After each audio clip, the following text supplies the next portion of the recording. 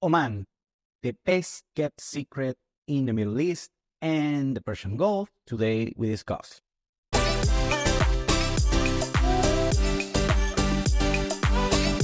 Welcome to Venezuela Insider, the only place in Venezuela for expats, digital nomads, entrepreneurs, investors, travelers, and related internationals.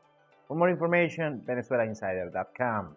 Oman is known as the most peaceful country in the Middle East, especially on the Gulf region. Is called actually the Switzerland of the Middle East. It has a very particular location, unlike their neighbors on the Gulf region like Saudi Arabia, the Emirates, Qatar, or Bahrain. Is not as developed as the rest of the Gulf region, so it has more of an authentic Middle Eastern Arabian vibe. And unlike most of the Arab nations in the Gulf region and the rest of the Middle East, that they practice the Islam religion, of course, that usually is the Sunni Muslims or the Shia Muslims, that we already know there is some conflict between these two variants of the Islam. In Oman particularly, they practice the Ibadi Islamic religion. That is a very particular variant of the Muslim religion because they are conservative and yet they are very tolerant to the rest, not only the other Islam variants, but also other religions as well. So, for Muslim standards, they're very tolerant. Women have the right to work and even vote. Gambling, that is a no-no on the Muslim world, is still illegal, but kind of they look to the other way, to say the least. And even homosexuality, that is another big no-no for the Muslim world. On the worst case scenario, has a penalty of 3 years of prison, but even on rare occasions is applied. And actually, Oman is the first Gulf nation to appoint a female minister. On 2003, Aisha bin Khalfan bin Jamed was appointed on the Omani cabinet. Now, something very particular about Oman is their very strategic location on the Persian Gulf, and is thanks to the Strait of Hormuz. This strait, that is a narrow strait and a very important navigation point, only has 2 miles wide and is shared with the waters of Iran. By the Strait of Hormuz, 20% of the worldwide crude oil navigates, and also 1/3 of the liquefied natural gas. So it's a very strategic choke point for the worldwide supply chain system. So this particular location, being on the Persian Gulf and being a very good allies with all of the Muslim world, but also with Iran, that, as we know, Iran has some diplomatic issues with the rest of the Arabic world, especially the ones that have a Sunni Muslim majority. Remember, Iran is mostly Shia Muslim majority. Nevertheless, they have a very good diplomatic relationship with Oman, and that's something that we'll discuss a little bit further. So let's start with politics, because it's very interesting how Omani diplomacy works all over the world. The modern history of Oman starts in 1932, when is appointed the Sultan Said bin Tamur. That was an extremely conservative gentleman. Oman was a British protectorate until 1951, and after that, actually, Oman always had an excellent diplomatic relationship with the United Kingdom, and oil was discovered on 1962. So a little bit later than the rest of the Gulf partners. So one of the reasons why Oman is not as developed as the rest of the Gulf region nations. Now, on this period, Oman suffered 2 major civil wars. The first one, the Jabal Akhdar Civil War, that started on 1954 and lasted 5 years until 1959. And this happened mostly because most of the population lived on the north of the country, close to the capital Muscat, or either close to the south of the country on the Dhofar region. So this war started on the inner part of the Omani territory and actually was the part where oil was discovered. So on this war, at the moment, Egypt and Saudi Arabia supported the rebels that live on the inner part of Oman. However, that rebellion was crushed by the Omani army, the armed forces, joined by the United Kingdom forces. So after 5 years, the Sultan bin Tamur remained in power mostly because of the support of the British government. Now, the Sultan bin Tamur wasn't so lucky with the second civil war, that is the Dhofar rebellion, that lasted more than a decade between 1963 and 1976. On this particular case, the Dhofar rebellions are, of course, on the south of the country, but was motivated mostly by Marxist extremists. Remember, it was at the moment the summit of the Cold War, so the Marxist rebels were supported by major Soviet superpowers like, of course, the USSR, the Soviet Union, and China. However, at this moment, Oman had great deal of support from the United Kingdom yet again, but in this case, also they were supported by Iran, that actually sent a bunch of troops, some of them perished during the war, and also by the Emirates and Jordan. By the midst of the war, the Sultan bin Tamur had become paranoid, combined with his ultra-conservative nature. He prohibited Western attire for Omani nationals. The country was very undeveloped back then, and even he prohibited conversations of over 15 minutes because he thought, at his point of view back then, that it was some conspiracy going against him.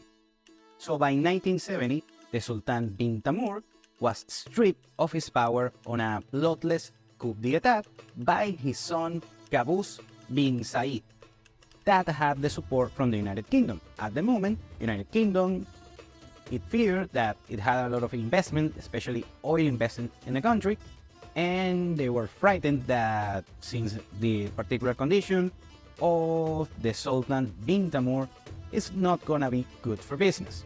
So they supported their son, Qaboos bin Said, because it had a more of a Western approach. It was less conservative, more of a reformist.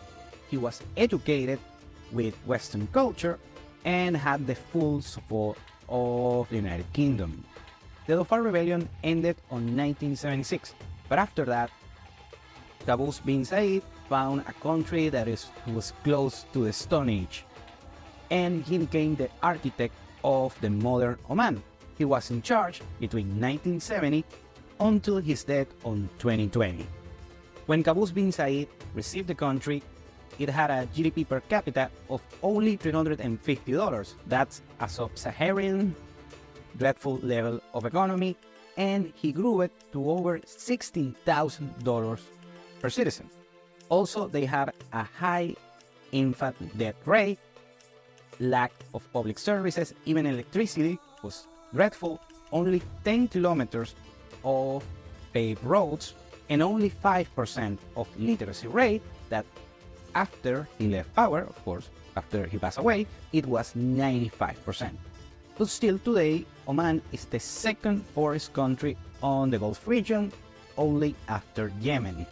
So the Sultan Qaboos bin Said passed away on 2020, and the current Sultan of Oman is Haytham bin Tariq, that he was the first cousin of bin Said. Now, let's go with the most interesting part of this video, the diplomatic relationships between Oman and his partners. And trust me, if you don't like politics, you're gonna enjoy it as well. Let's start by the relationship between the United States. Oman, historically, always has been a major ally of the Western nations, especially the UK, when they have a very particular relationship, and also with the United States. Actually, Oman was the first Middle Eastern nation to allow US military bases way back ago. He also helped stabilize the special relationship between the United States and Saudi Arabia. Right now, and on the past 5 decades or so, Saudi Arabia is an undisputed ally of the United States. However, that wasn't the case decades ago on the 20th century. Also, Oman has an excellent relationship with Israel. Remember, most of the Arab nations and the Gulf nations were enemies of Israel for the situation with Palestine. However, Oman always been the meddler, the mediator, the negotiator between Israel and the rest of the Arab world, and actually is the best friend of Iran on the Gulf region. Remember, the Gulf region has a majority population that practice the Sunni Islam, and Iran is the powerhouse of the Shia Islam. But on that regard, remember that they share the Strait of Hormuz, so they are forced to have a very good diplomatic relationship that is more than just the Strait of Hormuz. Remember, we mentioned before that Iran supported Oman during the Dhofar rebellion, and they even had a very good diplomatic relationship with both Iran and Iraq during the war that they had these two nations during the 80s.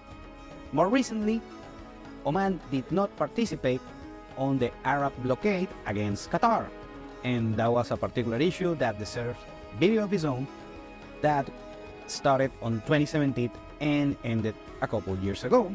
And even on the recent war in Yemen, remember, Yemen has a border with Oman. They didn't participate militarily, they only reinforced their border with Yemen and only sent humanitarian aid to that country.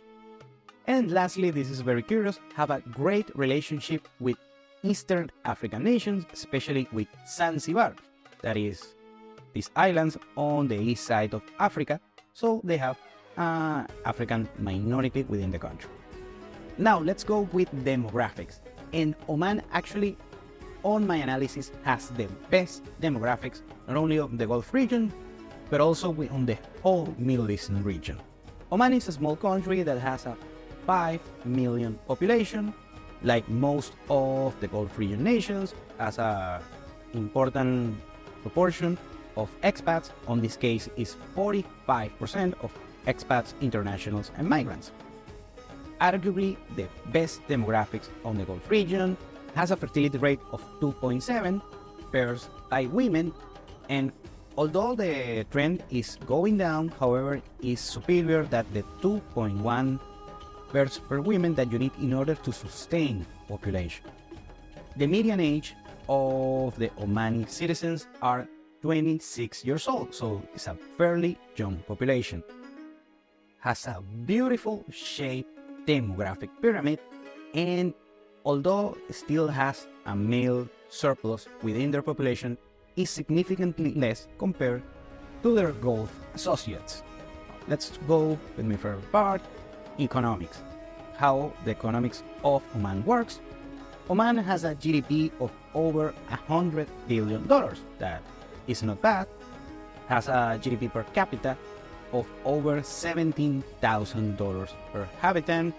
It has a debt to GDP ratio of around 50%, which is not great, but it's not bad compared to most nations all over the world.